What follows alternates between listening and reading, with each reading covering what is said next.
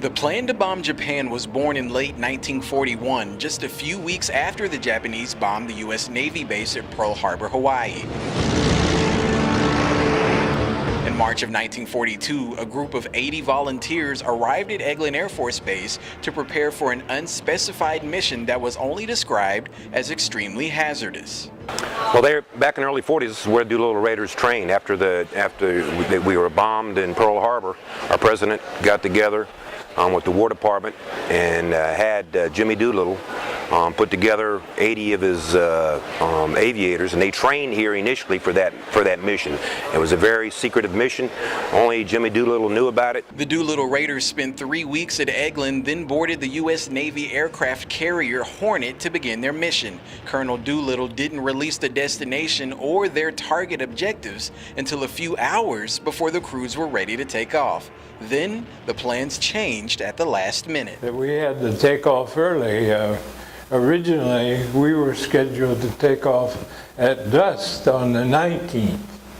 And we had 2,000 pounds of incendiary bombs, and our job was to light up northwest Tokyo for a couple of reasons. One was to do as much damage that we could with the firebomb, and the other was to give the airplanes some sort of reference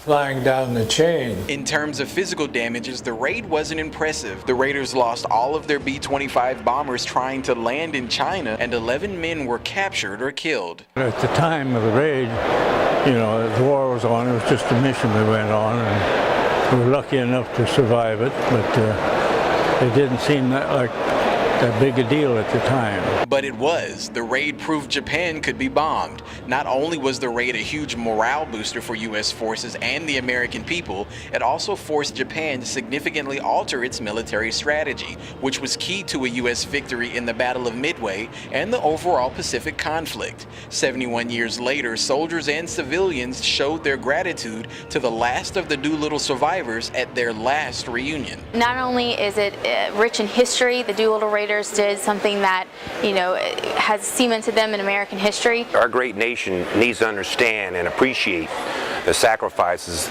that these great warriors did, over 71 years ago.